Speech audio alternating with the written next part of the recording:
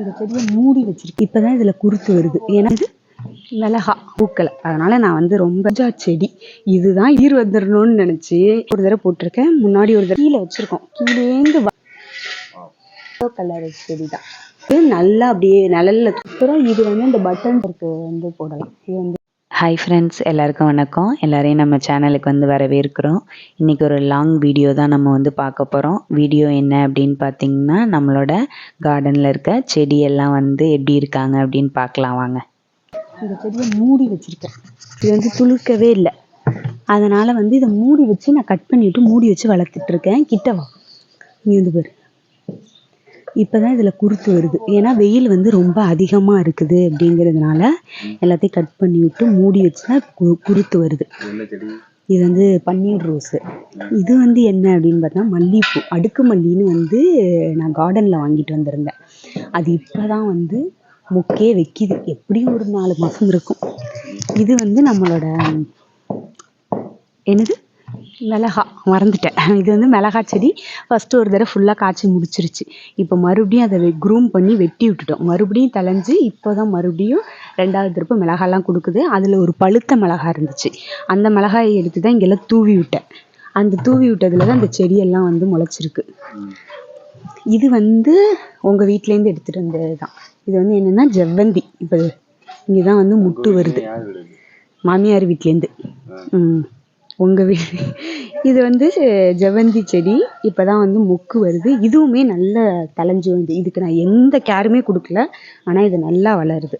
அடுத்து வந்து வீட்டிலேருந்து கனகாம்பரம் எடுத்துகிட்டு வந்து வச்சோம்ல, அதோட நிலமை இப்படி தான் இருக்குது இப்போது.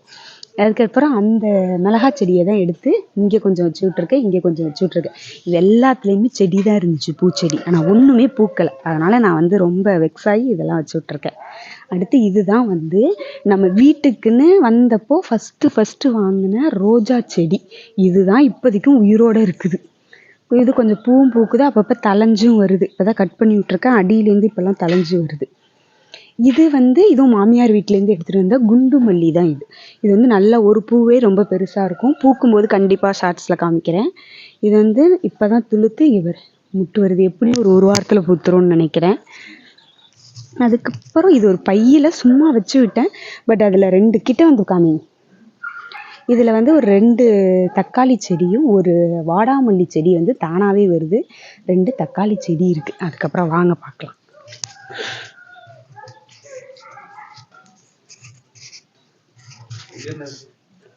இங்கே வந்து பாரு. இப்படி தான் ஒரு செடியை வந்து நான் பொத்தி பாதுகாத்து எப்படியாவது இதுக்கு உயிர் வந்துடணும்னு நினச்சி இதை தூக்கி நிழலில் வச்சுருக்கேன். ஏன்னா வெயிலில் வச்சு ரொம்ப இலையெல்லாம் வாடி போய் ஒன்றுமே இல்லாமல் இருக்குது. அதனால் இலையெல்லாம் கட் பண்ணி விட்டு நிழலில் வச்சுருக்கேன்.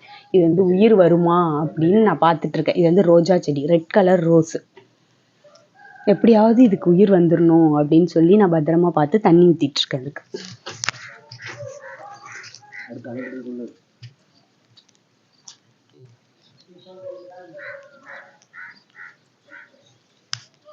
அதுக்கு அடுத்து நம்ம வச்ச செடியிலேயே நல்லா வளர்ந்து காய் காய்க்கிறதுனா நம்மளோட சுண்டக்காய் செடி.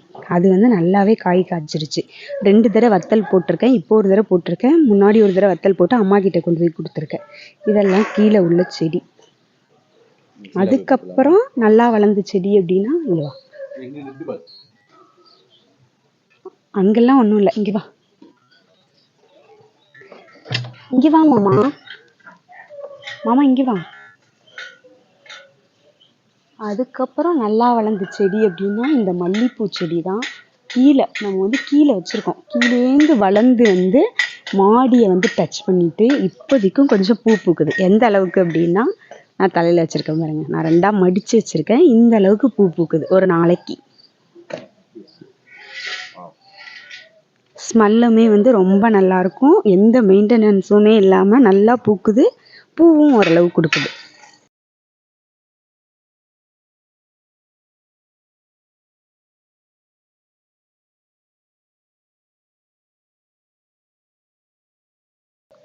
அடுத்து என்ன அப்படின்னு பார்த்தோம்னா நம்மளோட இந்த எல்லோ கலர் செடி தான்.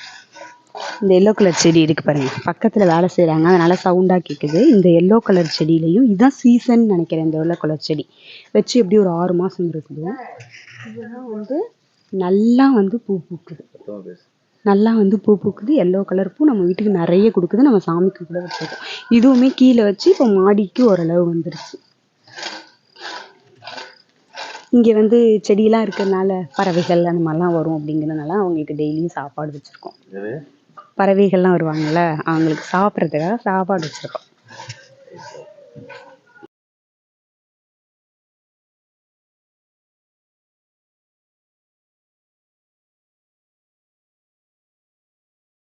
அதுக்கப்புறம் இது புதினா. இதுவுமே வந்து மேலே தான் அங்கே வச்சுருந்தேன். வெயிலுக்கு வந்து கருவி போயிடுச்சு. இப்போ தான் வந்து நல்லா அப்படியே நிழலில் கொஞ்சம் வைக்கவும் தழைஞ்சி வருது. இதுவுமே 2 ரோஜா செடியோட கன்று தான். கிளைய ஒடிச்சிட்டு வந்து வச்சுருக்கேன். ரோஜா செடியோட கிளைய வந்து ஒடிச்சிட்டு வந்து வச்சுருக்கேன். இதுவுமே துளிர்க்கட்டும், துளிர் வந்ததுக்கப்புறம் மாற்றிக்கலாம் அப்படின்னு, இதுவும் எப்படியாவது உயிர்ப்பிக்க வைக்கணும் அப்படின்னு, உயிர் வர வைக்கணும் அப்படின்றக்கால நான் நிழல்ல வச்சுருக்கேன். இதுவும் அங்கே இருந்த எம்டியாக ஒரு செடி இருந்துச்சு இல்லையா, 2ம் நல்லா துளிர் வந்தோடனே எடுத்து ஒரு நிழலான இடத்துல வைக்கலாம் அப்படிங்கிறது தான் ஐடியா. ஆனால் ரோஸ் செடி வந்து ரொம்ப ஆசைப்பட்டு வந்து வாங்குறேன். ஆனால் கடைசியில் இப்போதைக்கு எனக்கு உயிரோடு இருக்கிறது ஒரு ரோஸ் செடி தான். அதனால் ரோஸே வாங்க வேணாமா அப்படிங்கிற தாட்டு வந்து வந்துடுது. ஆனால் மெயின்டெனன்ஸே பண்ணாத செடியெல்லாம் கொஞ்சம் நல்லா வளர்கிற மாதிரி இருக்குது. இப்போ வந்து நம்ம இந்த இடத்துல தான் வந்து துளசி செடி வச்சுருந்தோம். ஃபஸ்ட் டைம் வச்சுருக்கும்போது நல்லாவே வந்து க்ரோத் இருந்துச்சு.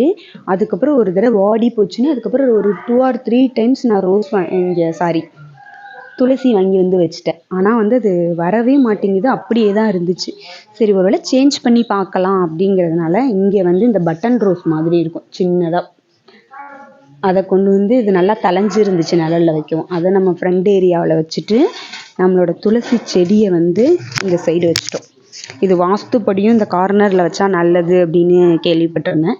அதனால் துளசி செடியை வந்து இந்த இடத்துல வச்சுட்டோம். இப்போ வந்து இனிமேல் துளிர் விடுதா, நல்லா வளருதா அப்படின்னு பார்க்கலாம். வெத்தலையும் எத்தனையோ தடவை 3-4 தடவை வச்சுட்டேன். ஆனால் துளிரே வரமாட்டேங்குது. இப்போ மறுபடியும் வச்சு விட்டுருக்கேன், பார்க்கலாம் வளருதான்னு.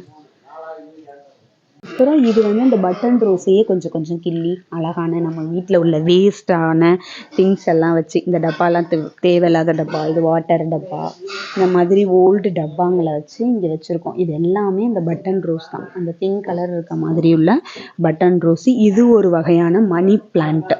நான் ஒர்க் பண்ணுற ஸ்கூல்லேருந்து இது கொஞ்சம் எடுத்துகிட்டு வந்து வச்சுருந்தேன். இதுவுமே ஒரு வகையான மணி பிளான்ட்டு தான். இதில் எல்லாத்துலேயுமே வந்து இந்த பட்டன் ரோஸ் தான் இருக்கும். இதில் வந்து கத்தாழை வச்சுருக்கேன். அப்புறம் ஒரு மிளகாய் செடி, அதுவே தானாக வளர்ந்தது தான். அதில் ஒரு 3 மிளகா பறித்து நாங்கள் சட்னி வச்சோம். அதுக்கப்புறம் அந்த மிளகாய் செடி இப்படி தான் இருக்குது. விட்டுருக்கோம். வீட்டுக்கு முன்னாடி வந்து கத்தாழை வச்சு விட்ருக்கேன். கத்தாழை வச்சு அதில் 2-3 அந்த மஞ்சள் செடி போட்டிருந்தேன். ஓரளவு திழுத்துருக்கு. இந்த செம்பருத்தி செடியை ஆடு கடிச்சிருச்சு.